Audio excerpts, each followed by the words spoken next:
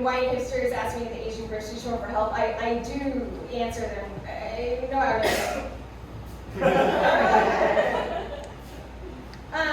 My family thinks I'm white. Kind of like Leah's family. They think I'm white because, like, you know, I'm a comic. I'm the first person in my family to graduate college. You know, I got bullied for being a nerd at school and at home. I talk very openly about sexuality. I have a nut allergy. My family thinks I'm white. White people don't. It's kind of hard for me to see you guys because of the lights, the spotlights on the stage. How white are we? just by noise? I'm sorry, did the white people just raise their hands? I can't see, but I feel like that's what happened. Okay. Because I have thoughts. But before I share them, I just want you to know that I have white friends.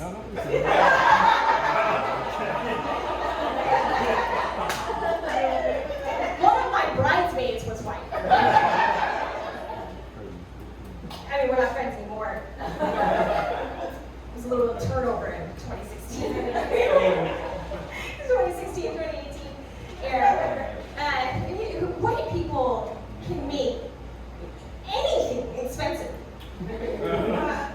White people made living in Austin expensive.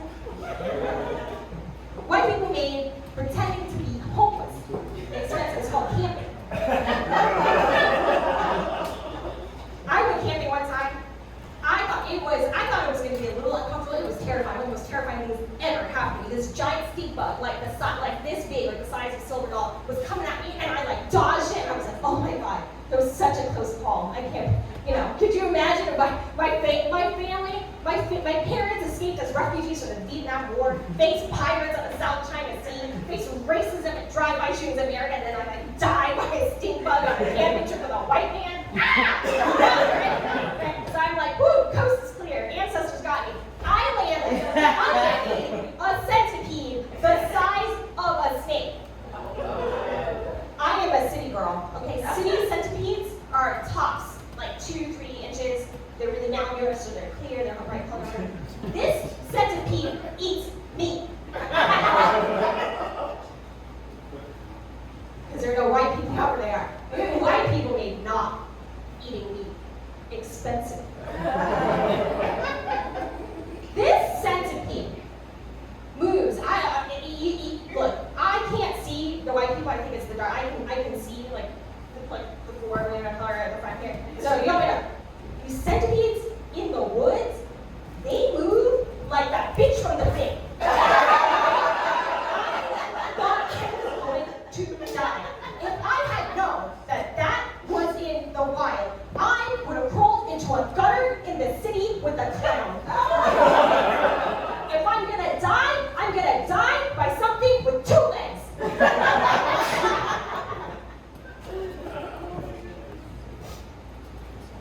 White people made living out of a van aspirational.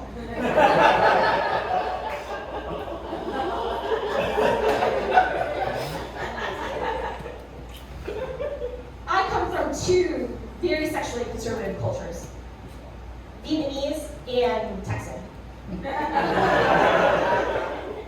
My father had all these rules. My dad was so sexually restricted to me specifically as a daughter that he put a wind chime above our front door on the inside of the house. The inside. So that every time you open the door, or I open the door, right, that it would ring. Shame! Shame!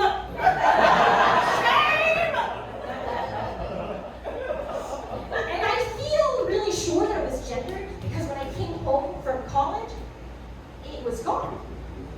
Even though I have 2 younger brothers. Yeah. He also had a rule that I couldn't date until I was done with graduate school. There's a real ring.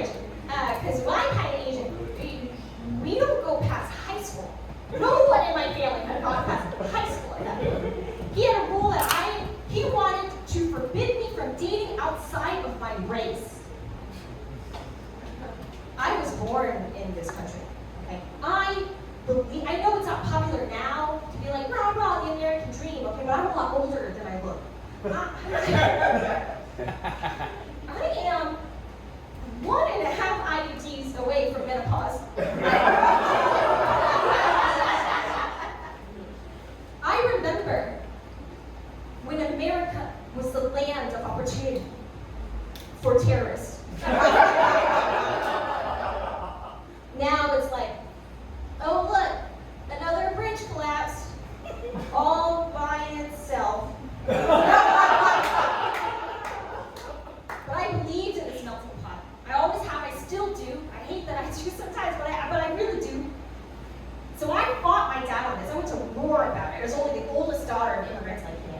And it was so tense in my house. My mom couldn't take it. She begged me after a couple of weeks. She said, you have to make peace with your father.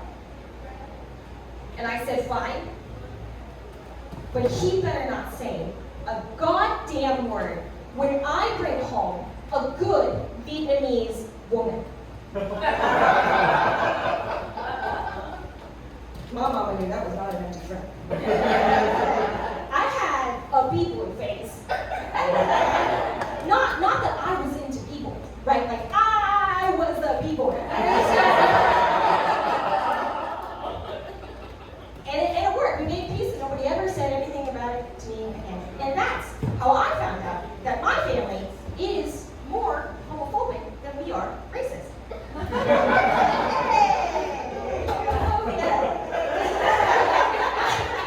I'm an elder bisexual. Back in my day, we didn't have we didn't have dating apps with rainbow emojis on our public profile. We didn't have gay geolocation yet. Only the FBI had it then. We had to type out pictures of our emotion with punctuation marks. And it cost $10 to send one. Young people don't even use cash. They're paying for drugs with Venmo. You have to connect your bank account. Back in my day, it was too taboo to speak. Look, I've been in the South my whole life, Texas and Georgia. I don't know all this time what kind of orgies they would have up in Wisconsin, but down here, where I'm from, it was very dangerous to speak. It was very taboo to speak. You weren't gay enough for the gays, you weren't straight enough for the straights. So if anybody pushed me and they wanted to find out, what are you? And they mean, to their credit, they didn't mean, the face. They did, but it was like, why is your face, in my girlfriend? I would just say, look, I'm just sensitive to beauty. I used to, whenever I would be doing gay shit, I hate to admit that, but I did feel shame. I would go and freshen up, and I gotta freshen up. But really, when I was there, I felt the need to swear.